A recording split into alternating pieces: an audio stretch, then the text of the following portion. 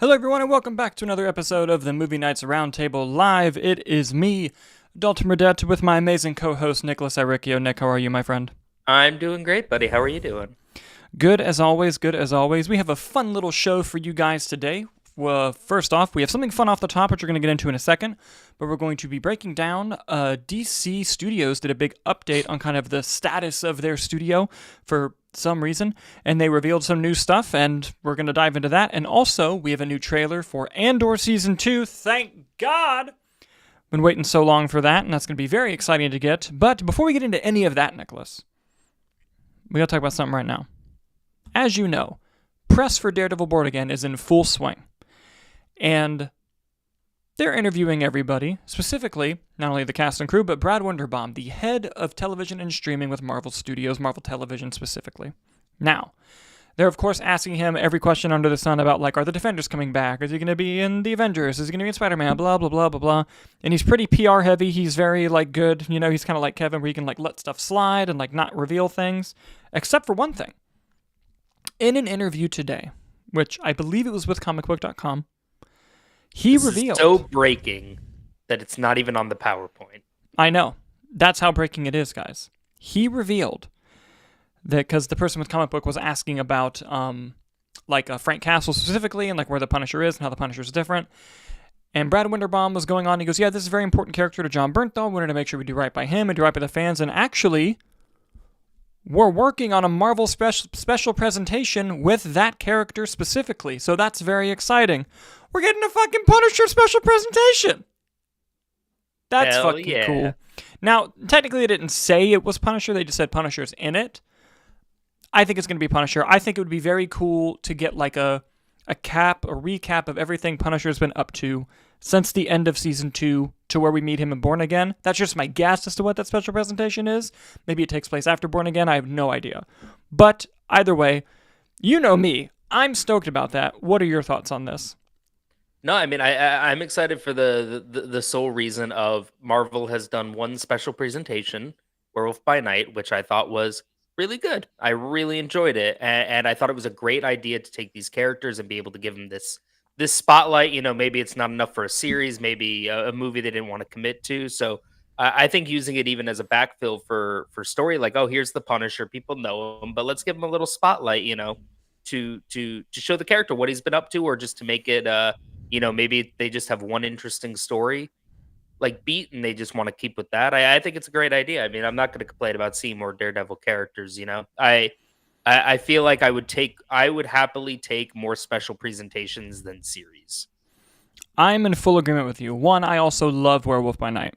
Love that presentation. Now, Do I think that the Punisher is a character more deserving of a movie or a series? Yes, but I will not complain. He has 2 seasons of a series. Yes, he does. I will not complain. Okay, that's a new one. Whatever the lasers are. Jesus Christ. Dude, when I tell you, I've tried to turn those settings off for an hour yesterday, just trying to figure it out. Have no clue, but there's the rave. But here's what I think about it ultimately too, right? I just feel like sometimes, like, I don't necessarily need a Nova. I'll pull it back to the last show. We were talking about all the canceled series and everything, right? We had Nova, Strange Academy, and Terror Inc., right? Yes. I think I'd be fine with a Nova special presentation. Give me an hour with the character, especially if he's going to be, like, you know, floating around. Same thing with Strange Academy. If this is just your way of giving me an update on America Chavez and Wong, like, you can do that in a 2-hand or hour dynamic, update on it, I think, personally. I think it's possible we could be getting a ton of special presentations in the lead up to Secret Wars, because I think they have a lot of loose ends to tie, and I feel like they're going to have a ton of characters in this movie, and they don't have time to explain where everyone's been, who everyone is, and just from a screenplay perspective, it can get really annoying when you're that exposition heavy of, like, this is this person, they're from this. So I literally feel like we could get, like, 7...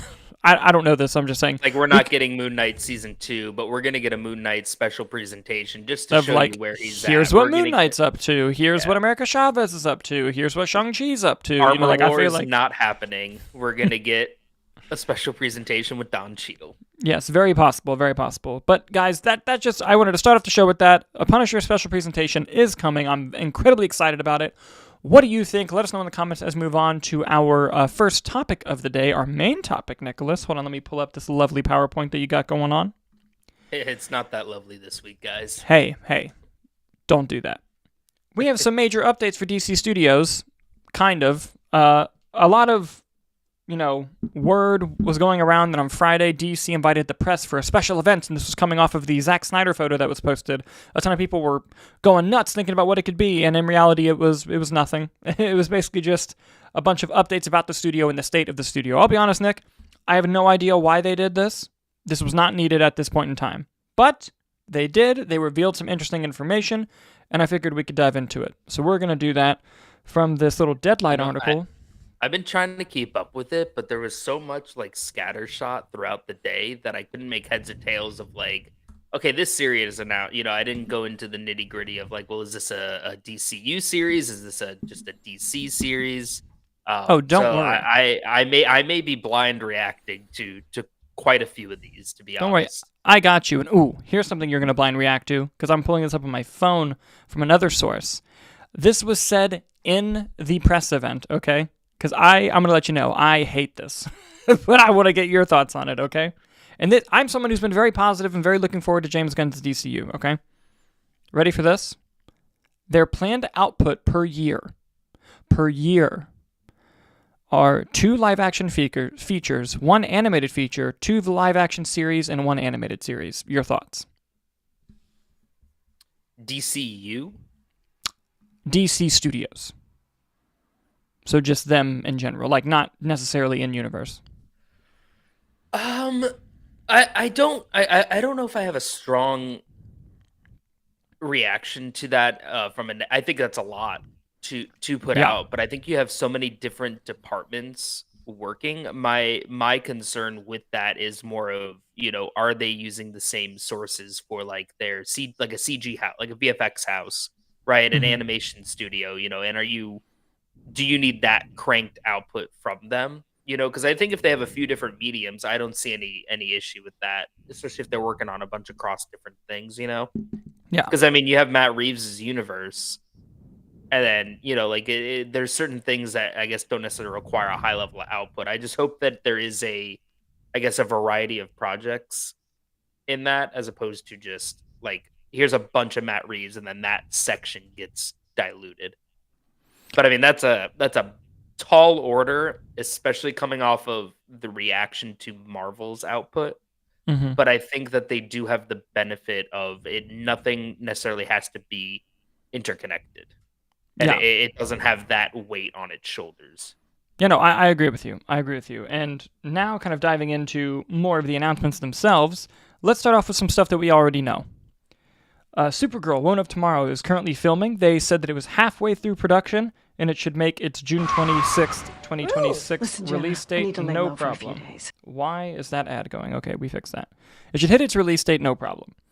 Clayface, they confirmed that they are in final negotiations with James Watkins to direct the movie, as we reported on the other day, and that the Mike Flanagan script is incredible, and that the reason why they're doing this film when it wasn't planned is because of how good the Mike Flanagan script was.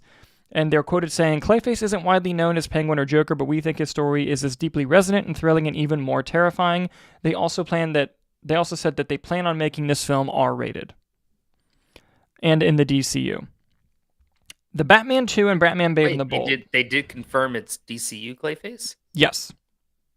Oh boy. Is Alan Tudyk getting work? We don't know. That we don't know. So then I guess it would assume the one we saw in Creature Commandos will tie to this. Yes. They mentioned, not in the meeting, but in another thing, that he did not die. So, here's where it gets interesting, Nicholas. The Batman 2 and Batman Brave and the Bold. The Batman 2, they said Matt Reeves has not turned in a script yet, but from what they have read, they love it. Production outlook is the end of the year this year, and so far the release date is October 1st, 2027. Okay? Batman Brave and the Bold. Nick, this is when it gets good. They said, quote, Robert Pattinson is totally not the plan. Not entirely the plan. No, not entirely. Let me get the quote right. Robert Pattinson is definitely not the plan. Robert Pattinson is definitely not the plan to be the Batman of our DC universe. Which kind of sounds like if your wife says, hey, are you going to drink after work? And you say, well, it's definitely not the plan. Doesn't mean it's not going to happen. But two, and most importantly, this is where it gets interesting. Andy Muschietti will be the first one to see a script because they're getting ready to hire a writer. But Andy Muschietti will then decide if that's the script he wants to make, and if not, they will get a new director. So long story short, Andy Muschietti is not directing this bitch. I can tell you that right now. They basically said, like, he's committed to a story, but we don't have a writer yet. We're going to have a writer write it, and then he's going to look at it and decide if he wants to do it. He ain't doing that. I'm so sorry. And then, more importantly, I believe it's not James Gunn, but Peter Safran was quoted saying, we will have a Batman movie ready for you in October of 2027, but didn't guarantee it would be the Batman. Mm-hmm. So maybe it's this one. Or if it's essentially not the plan, we could get that merge that we were talking about. But they also were quoted saying that getting a Batman in their universe is essential. Having a DC Universe Batman is essential. And that just because we don't have a date yet or a script yet for Brave and the Bold, it doesn't mean we won't see him beforehand. Which many people are now speculating that he could show up in Clayface or a project even before that, but they did reassess with that statement that he is not cast. Okay. So that's a where lot we are. to take in. So much on the Batman front. All right. Well, one, sad about Batman 2. There's a lot of pressure on that movie, and I just want to see it. I do agree. I don't think Andy Muschietti will ultimately be the director of The Brave and the Bold. Dare I say, is there a chance that perhaps James Gunn will direct that one? I know that he sees Superman and Batman as the cornerstones of this universe, and he's taken it upon himself to launch it with Superman. So I'd be curious if maybe he would go that route with Batman as well. It's interesting you point that out because Gunn was quoted in the press conference when talking about what he's currently working on. Yeah. He mentioned like, oh, we're actively developing Creature Commando Season 2, and I'm also currently working on the next thing I'm writing, directing. And then he stopped himself and said, well, that I'm writing. Mm-hmm. And then and he's like, I'm not talking about a sequel to Superman. And then they won't name the Batman Brave and the Bold writer. And then someone asked, hey, does that mean you're not writing a sequel to Superman? Because he said he fumbled that and said, and I'm not talking about a Superman sequel. And they said, are you not writing a Superman sequel? And he said, I didn't say that either. So, looks like he's writing a Superman sequel, developing Creature Commando Season 2. Maybe he writes The Brave and the Bold, but I honestly think his plate is full. I honestly think his plate's full. Yeah. Going back to other feature films. Yeah. Sergeant Rock. Well, hold on one second. I think that, though, I feel like with the Batman stuff, I feel like it's a case of, can they crack this script and how far in development do they need it, right? And that could be like, we can't get the script right. We can't find that in. We're just going to merge. I feel like that's the result of it, right? Is like if the project's just going through production hell and they're like, we need a Batman, like, now. Mm-hmm. And if you already have a Clayface movie in your universe produced by that director, Matt Reeves, and having a Batman show up in that, if it's Robert Pattinson, I think that's just an easy way to do that and to keep that character momentum sort of moving forward. And to be honest, I do like Andy Muschietti as a director. I did like both It movies. Flash was, but I personally feel like he's not the right choice for Batman. While the Batman action was good in the Flash, I thought the Flash just looked awful. So that is my hesitation on that. I'm more of a, when it comes to that, like his It movies look great. I think the Flash may have been the mix of 3 different regimes of several VFX companies and COVID having to do with it not looking so great. Because I think there are moments in the Flash that look great, just not on an overall. Like overall, it looks quite poor. But I wouldn't solely put that on Muschietti. Not that you were doing that, but just saying in general. To me, I feel like he's not the right choice for this story. And the interesting part is if they do keep it with Pattinson, right? Does the Robin storyline move away? Because it's saying that they're doing it's Batman the Brave and the Bold. They're gonna have Robin. Yeah, So and I like, feel like that creates complications just yeah. there. I also think they're still deciding on what they're going to do with Batman, like in terms of is it going to be Rob, is it not? Because yeah, they say, oh, he's definitely not part of the plan, and it's like that's not a no, he's not. Stop asking me. Like that's not Plans definitive. change. Our plan right Exactly. now is for it not to be, but Exactly. And tomorrow it could be. we're gonna get to change plans here in a moment. Oh boy. Sergeant Rock. Daniel Craig stepped away, although Gunn and Safran claim that Daniel Craig was never attached, which I find interesting. They did confirm that Luca is going to be directing the film, and it was written by the screenwriter of Challengers, and they said that they love that script and that the script is full of heroism and conflict in a compelling, unique way, and Justin wrote a really wonderful screenplay that is what catapulted the project to the forefront, and it will start shooting this summer if they can get the actor locked. So that will be interesting. That's coming off of the reports, one that Daniel Craig dropped out, but also now with the rumors that it's the Bears' Jeremy Allen White, right, taking over that role.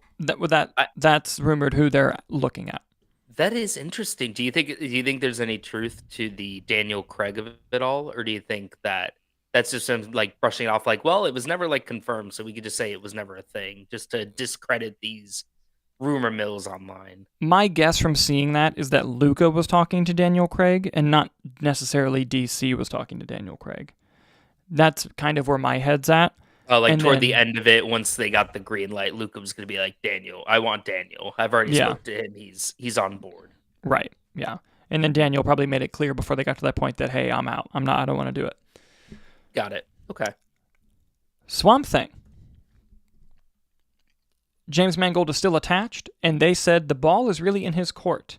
They also mentioned that this film, while in the DCU, is not specifically tied to an overall story that they're telling, so they will literally wait for James Mangold to come whenever he wants to make this movie and make it, which is a good sign to me that they really want to work with him, because right now he's wrapping up his Oscar run, A Complete Unknown, but will he do this first or will he do Star Wars?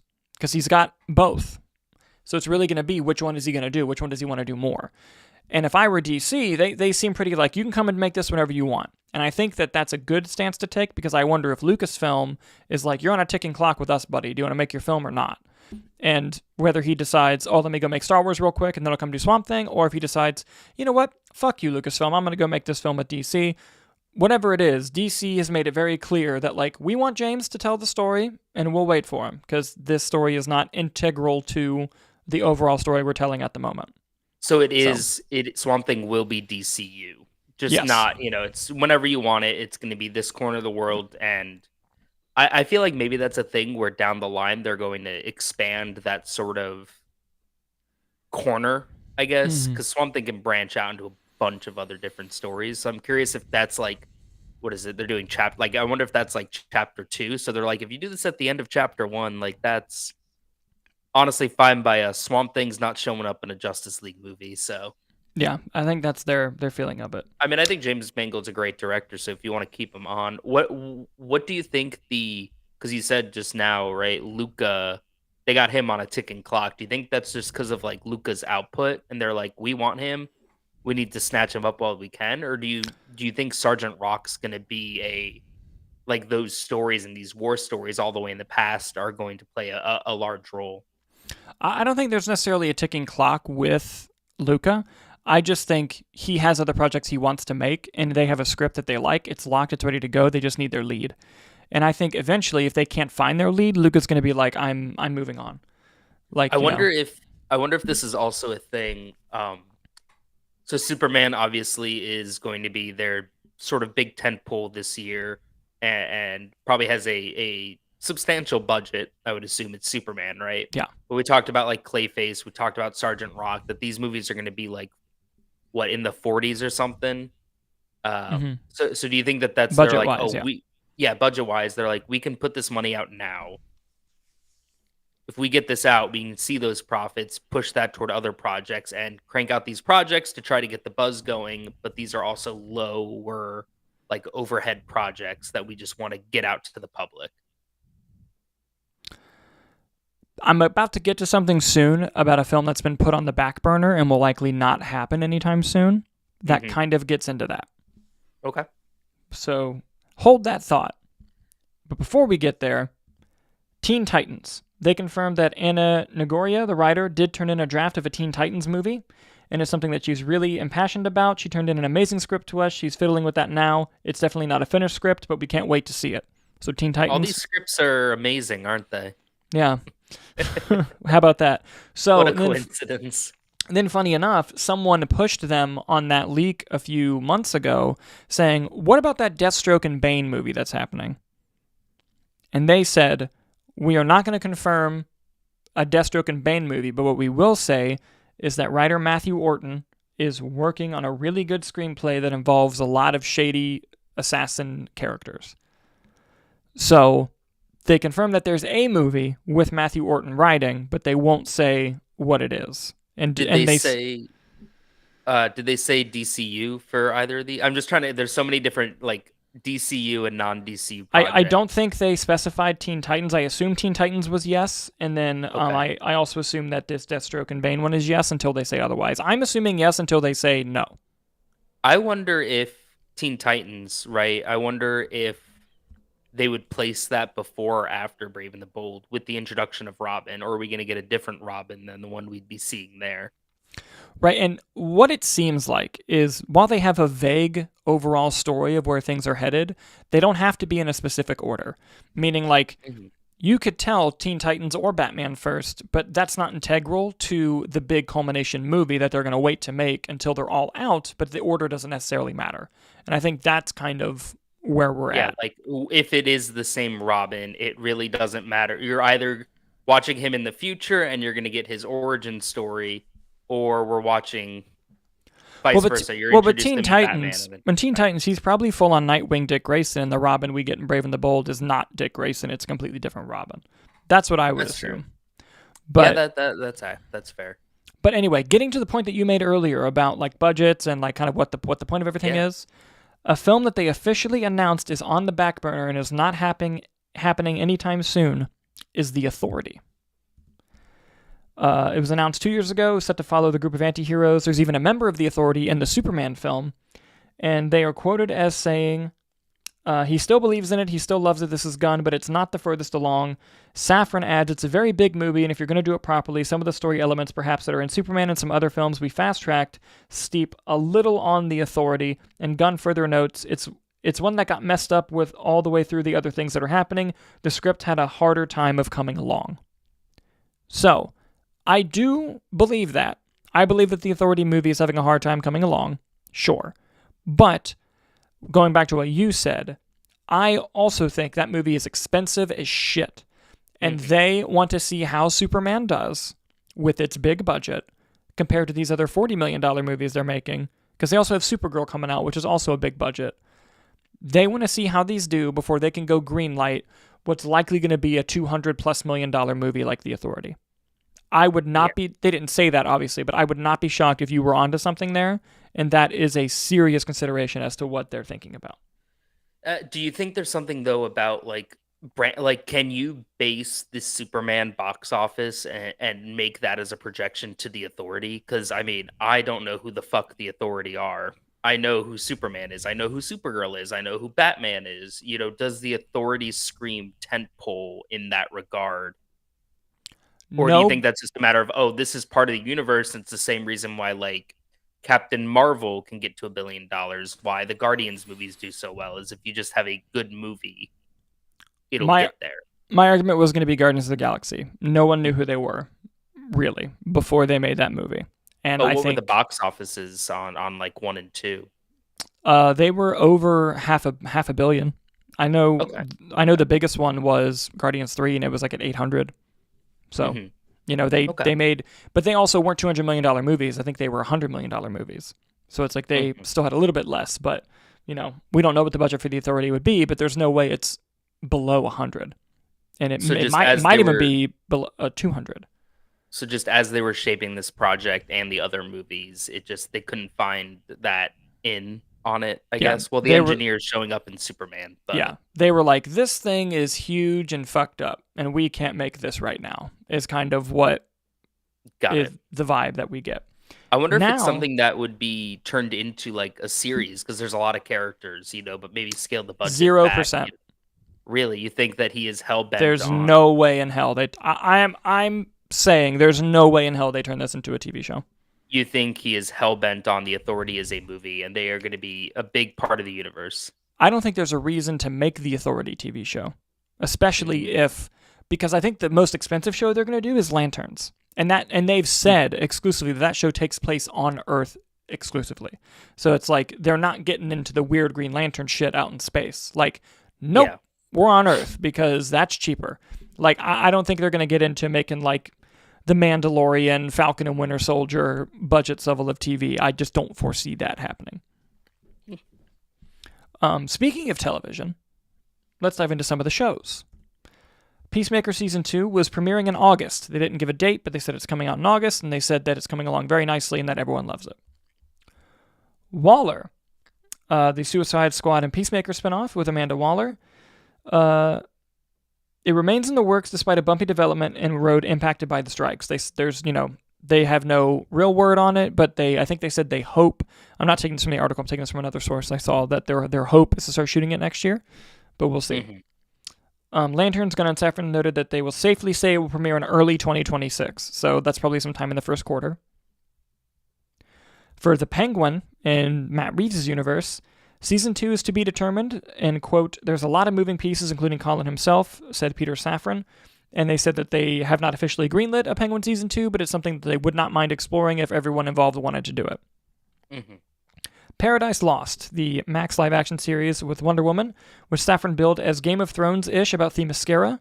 No writer's been announced, and it's still in development, still in the works, but it is not something that is, ahead in development. Booster Gold, they mentioned that they are making a Booster Gold series, and that at one point there was a showrunner that they were waiting to express interest. Waited a really long time, but ultimately he fell out of love in the project, and we pivoted. This one's really important to us, and it's moving forward with somebody else, but it's not at the forefront of the other shows in terms of development yet. So they're still making it, but the showrunner dropped out, and they're pivoting to a new showrunner to get that moving forward.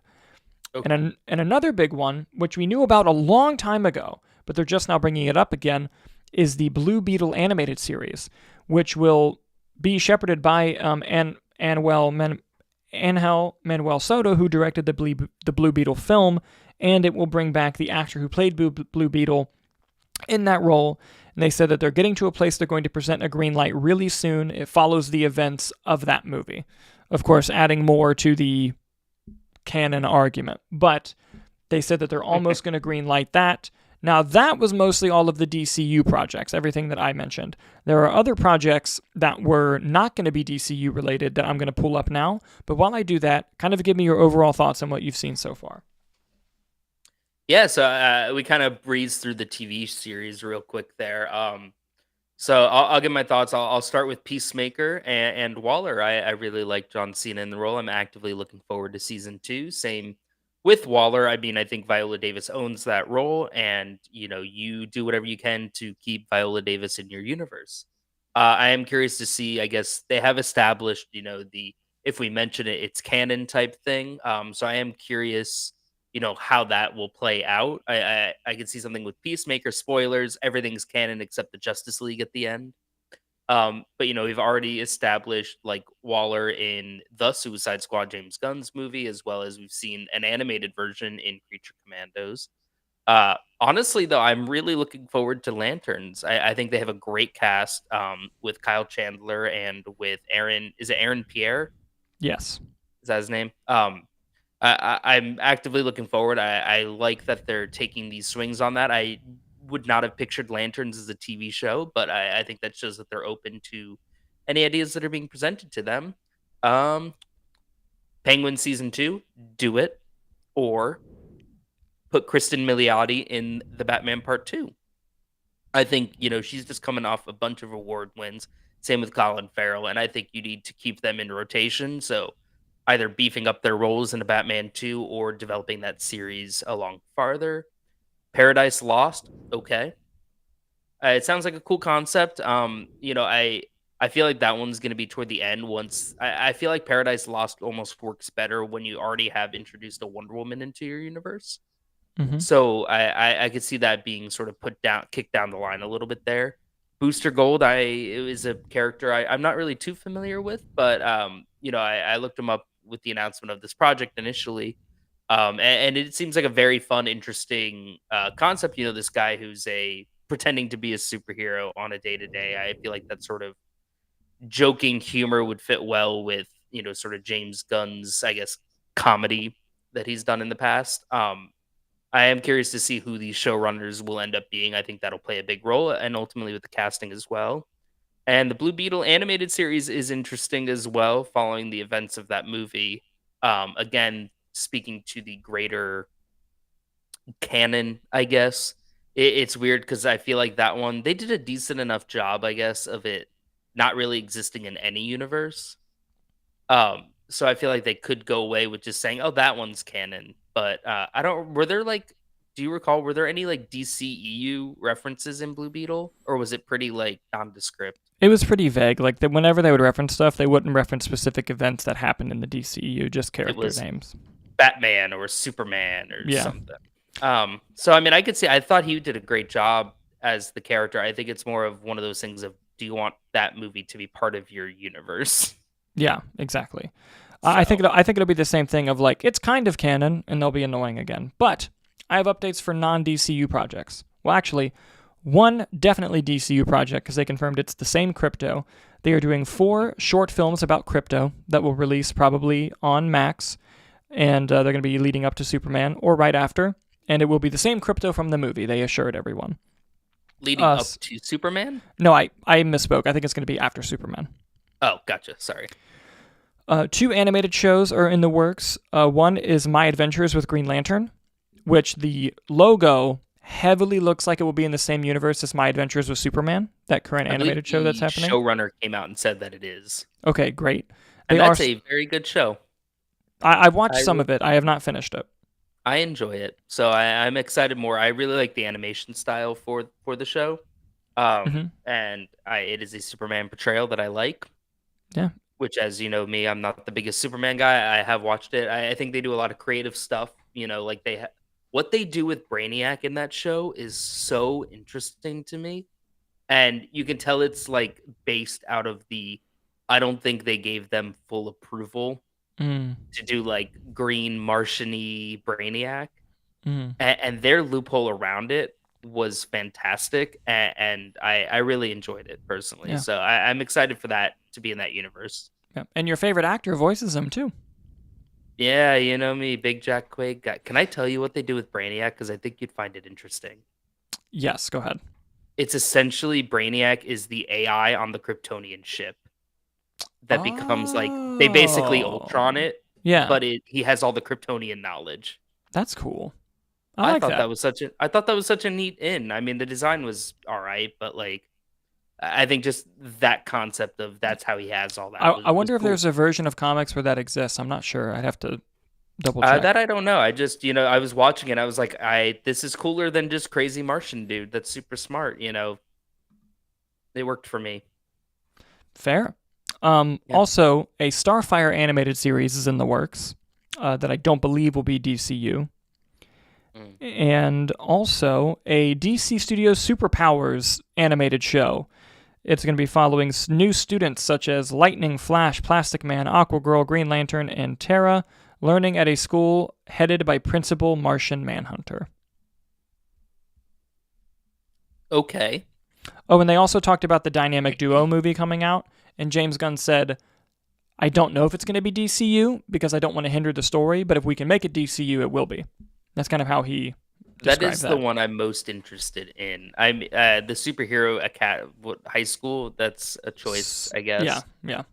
My Adventures with Green Lantern, I am excited about just based off of the Superman. Starfire, okay. I'd be curious if they would make that one DCU just to lead up more into that Teen Titans. Storyline, if that ends up being DCU as well. Dynamic Duo obviously is that is the Robin movie, where it's like multimedia, right? Or like a bunch of different like claymation and 2D and 3D. Which sounds really cool in theory. I think it's an interesting concept and test. So I could definitely see the hesitation of like, what if this is a big swing and a miss, and now Robin is tainted Yeah. in our universe? So I'm interested to see how that unfolds. I do, obviously everyone is saying, as we've just read, oh, the script is fantastic. The script is fantastic. It's a press and it's your studio, so of course all the scripts are fantastic. I do appreciate them also the candor and the bluntness of just this one's not developing the way we hoped, so we're taking a step back. I think that's a Hmm. good way to handle it.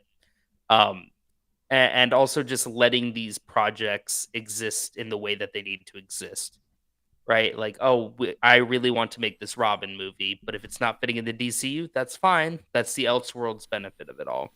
So Yeah. I appreciate that aspect of the approach. Yeah. My whole thing is like the 2 live action movies, 1 animated movie, 2 series, 1 series, Hmm. whether it's all DCU or not. I think that's a dumb move to make before Superman opens. Yeah.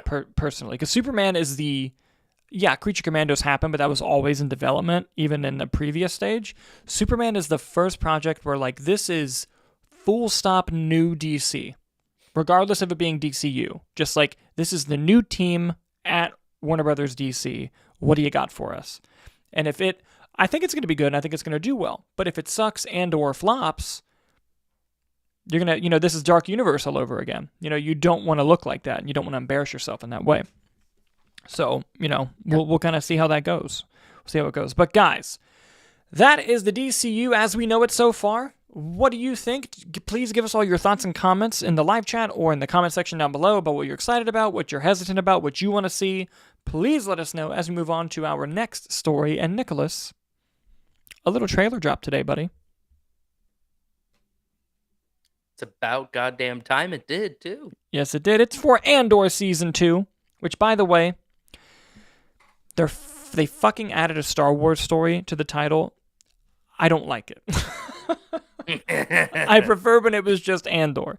I understand. As you can see from the graphic, which I'm covering, I also did not like it. Yeah. So, before I kind of pull up parts of the trailer to go over it, let's kind of talk about our general thoughts on the trailer first. Yeah. Personally, I think it's a really good trailer. I actually really like the trailer.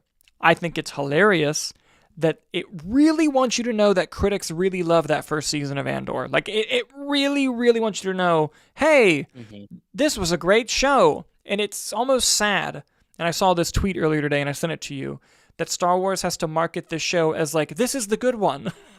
Like, that's almost crazy that they have to do that, one. But also, like, I was half expecting a text thing that just said, like, no volume. Yeah, but it's also like, I know that the viewership was not as high as some of the other shows, but I also think that has to do with marketing, and I know that over time people did watch it more. But, I am very excited about the show. I think the trailer looks great. As I kind of get ready to pull it up here, I'm going to cut to you. What were your thoughts on the trailer?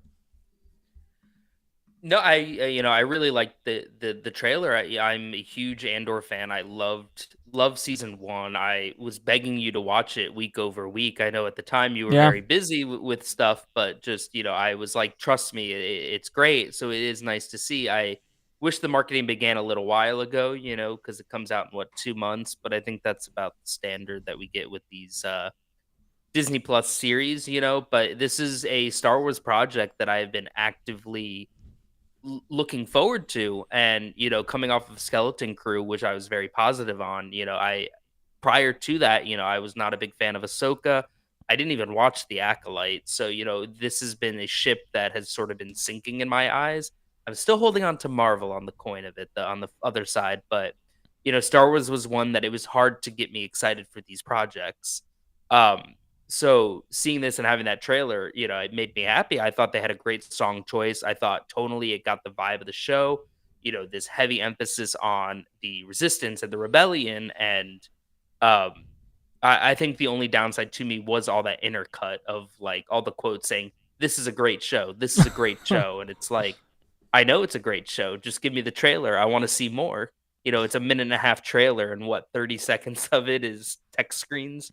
Yeah, Um, and but I'm really looking forward to it. I think that what they're doing 4 weeks, 3 episodes each Yep. week, right? Because each 3 years, each 3 episodes is 1 year, right? So we're gonna cover 4 years over 4 weeks, Yep. which I like that release schedule. I mean, I enjoyed on,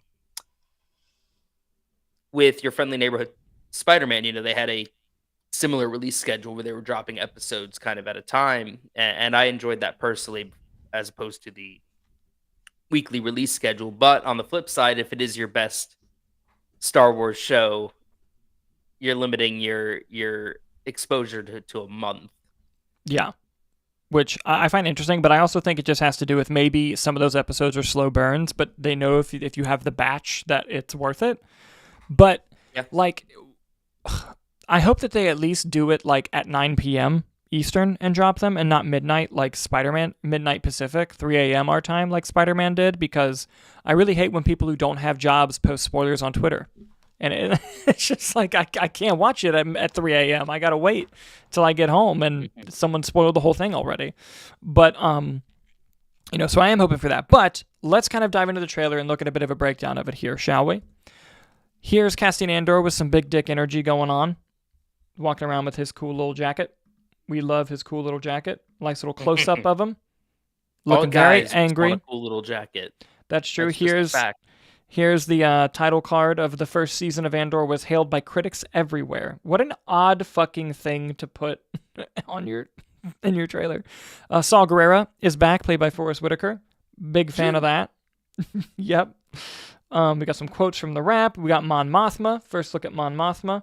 We got, oh my god, what's Skarsgård's character's name? Luthen. First look at Luthen. He's the best character on the show, in my opinion. And we got Adria Ahorna and Andor badassly walking away from an explosion. Big fan of that. We got the return of Ben Mendelsohn as Orson Krennic. Hopefully this Disney Plus show knows how to handle Ben Mendelsohn and his greatness, because Secret Invasion did not. Yep. Awesome shot of him looking at the Death Star being constructed. He was in Rogue One, right? Yeah. I wonder if we're going to get Tarkin in the series. Remember CGI Back from the Dead Tarkin from Rogue One? Yeah, I wonder if we get, do you think Felicity Jones will pop up? Maybe the last frame of the last episode, because from what I understand, this leads like right into Rogue One, like right when you see Cassian Andor in Rogue One. Oh, so it's, okay. I'm very curious what happens to the Adria Ahorna character and those other characters. I hope they don't die. That would make me sad, but it probably is on the table. They also emphasize in this quote, it has Emmy-worthy performances. Trying to drop this in the awards season. I see what you're doing, you little bastards. Obviously some damage going on and some intense conversations. Again, the critically acclaimed series title card. They really want you to know that this is one of the good ones. Some good VFX action here going on. There's a great shot early in the trailer of Andor like flying a ship and blowing something up, and it looked great. We got our first look at K2SO. Big fan of that. Really happy that he's coming back. We love Alan Tudyk. And then you got this motherfucker. I forget his name, but it's that wimpy bitch Imperial guy. Listen, he's a great character. He's so well written. The performance is wonderful. But every time I see him, I'm just like, God, just give up, man. Like, I'm so sick of you trying to meddle in shit. The girl. This is it Cyril Karn? I think so. Yeah. The woman working in the Empire in the first season was really compelling, and I loved her story. And, the guy, though, while it was a very well-written character, I was just like, man, just give it up, dude. Like, you're not going to get there. Also, you got sexy Cassian Andor smirking at the camera at the end, and the official title, April 22nd, when we're getting the episodes. Nick, big fan of this trailer. I love it. And I can't wait for the show. I cannot wait for this show. Please drop it at 9 p.m. Eastern so that I can watch all 3 episodes when they come out. I'll be very sad if I can't. I am very excited. Hold on, can you refresh my memory? Was K2SO in that first season? He wasn't, right? He was not, no. So this is how they sort of meet. We're going to get that group. Oh, yeah. That's fun. I like K2SO. He's a good droid. I love K2SO. Say what you will across all of the Star Wars series and even the movies, they always got the droids right. Without a doubt. I thought Smee on Skeleton Crew was great. Is Ahsoka David Tennant, right? Yeah. David Tennant's in Mhm. Ahsoka. I mean, obviously you have C-3PO and R2-D2 classics. I even liked Taika Waititi's droid in Yeah. Mandalorian. Yeah, IG-11. IG-11. I mean, and listen, their first one, BB-8, excellent. I love BB-8. Oh, BB-8 was awesome. Yeah. Yeah. And then there's But yeah. all the, I guess Chopper exists. Yeah, of course, of course. No, But but I think it looks great. I think I could have done without the self praise of the title cards and everything. right. But whatever gets more people to watch the show, I think is a positive. Yeah, and going back to the song choice, I liked it because it was, to me, that's all you needed to do to let people know, like, oh, this show's a different Star Wars show. Is like having that kind of tone set with the song. Like a needle drop. Yeah, you didn't need the look at how critically acclaimed we are. Just say what it is. But guys, that is the little mini breakdown we got going on for Andor Season 2, the trailer. I'm very excited for it. Comes out April 22nd. Will you be watching? Let us know in the comments as we move on to the box office. The box office. Nicholas, let's pull up our predictions from last week. We have... Oh, I got the first 3. That's not bad. My predictions were Captain America Brave New World number 1, The Monkey number 2, Paddington and Peru number 3, Hard Eyes number 4, Unbreakable Boy number 5. You had Cap, Paddington, Monkey, Unbreakable Boy, Hard Eyes. You still got that first one, bud. That's nothing to sneeze at. Now, I'm going to pull up the official box office results now. And, some of them are more interesting than others. But I think the big story here is Captain America Brave New World, which I'm going to pull up here in just a minute.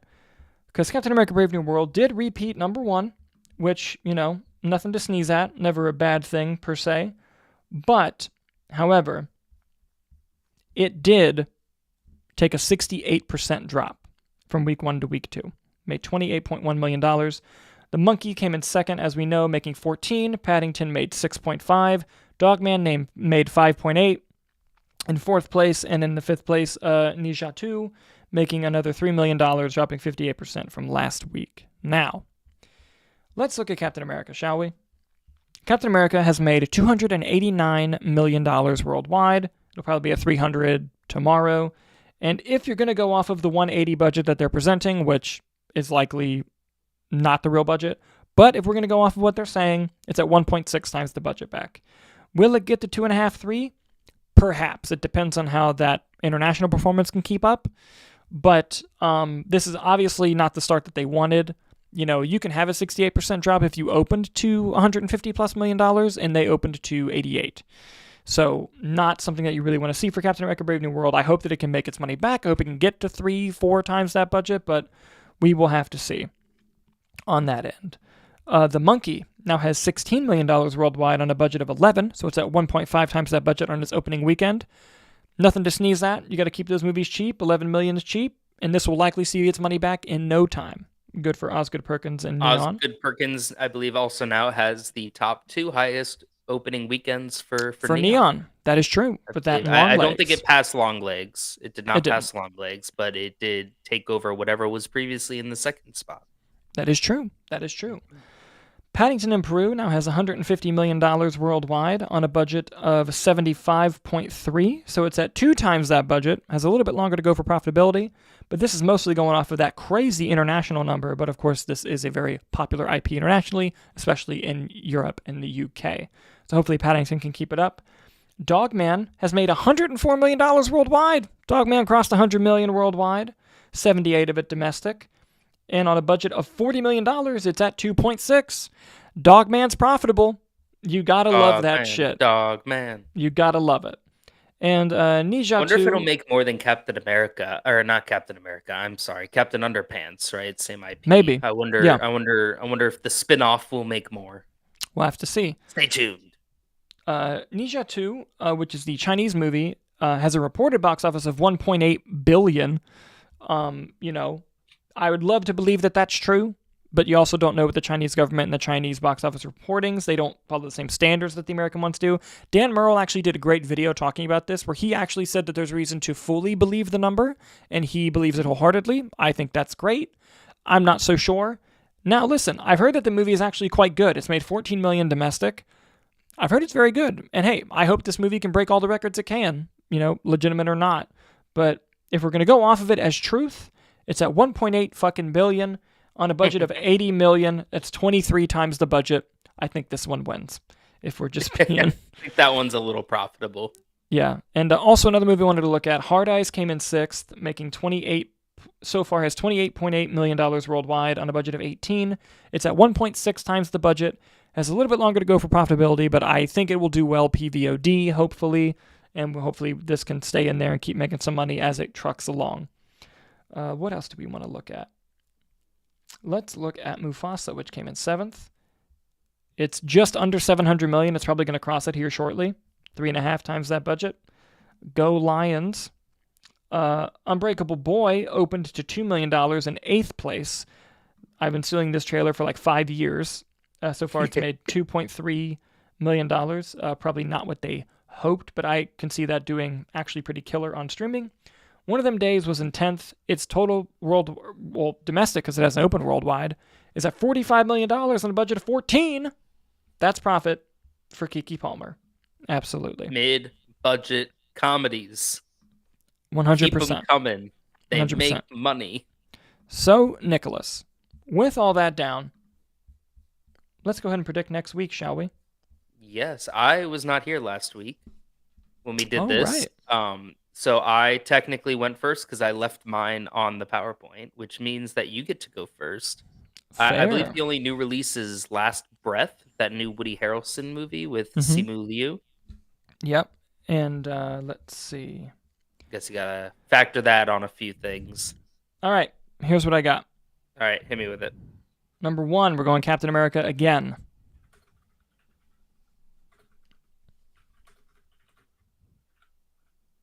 Okay. Number 2, we're going to go The Monkey again. Got it. 3, we're going to go Paddington again. Okay. 4, we're going to go Last Breath.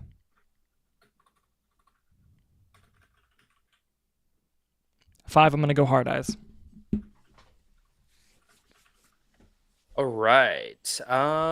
Let's see. 28. If it goes 50, I'm gonna go Captain America.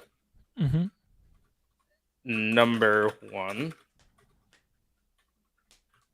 Let's see. We had The Monkey made 14. Paddington made 6. Correct. I'm gonna go The Monkey. 6. Paddington. I'm going to go Last Breath. Okay. Number 3. I'm going to go Paddington in Peru. Number 4. And then you're going Hard Eyes jumping back up. I think I'm going to go with Dogman. Interesting. Nice choice. Nice choice. I like it. I feel very stupid for not picking Dogman. Here's what I will say. I think Paddington's going to repeat. I think it's not going to drop that much. I think it'll make about 6 again. And the factoring into my decision was I don't want this movie to fail, Last Breath, but I feel absolutely zero momentum for it. I think I'd be very surprised if it opens above like 3. I don't want that to happen. I hope it opens to like 10. That'd be 20. Fuck it. That'd be great. Well, I mean, we go to the movies every week to, and we watch the new releases, and, we go through the losses to have those great wins. And what, we're doing Paddington this week? Yep. Like, so I feel like the hype for Last Breath just is not there, nor should there be any hype. I don't think it looks good, personally. Yeah, no, it doesn't look fantastic. But hey, maybe the moviegoers can prove us wrong. But guys, that'll do it. If you want to leave your predictions for the top 5 box office below, if you're right, we'll shout you out on the show next week. As always, you can find us live streaming twice a week, usually on Monday or Tuesday, and on Thursday or Friday. This week, I believe we're going to be streaming on Thursday instead of Friday. We got a bunch of busy stuff going on. But be on the lookout on our social media and on our community tab if there's any changes or any updates or any cancellations. I think the community tab will be the first place to know there. But please follow us on social media as well to get fun clips and other interesting things. And, be on the lookout for clips on this channel. Be on the lookout for movie reviews. We have one coming tomorrow, I believe. And with that down, guys, thank you so much for watching, and we'll see you on the next episode.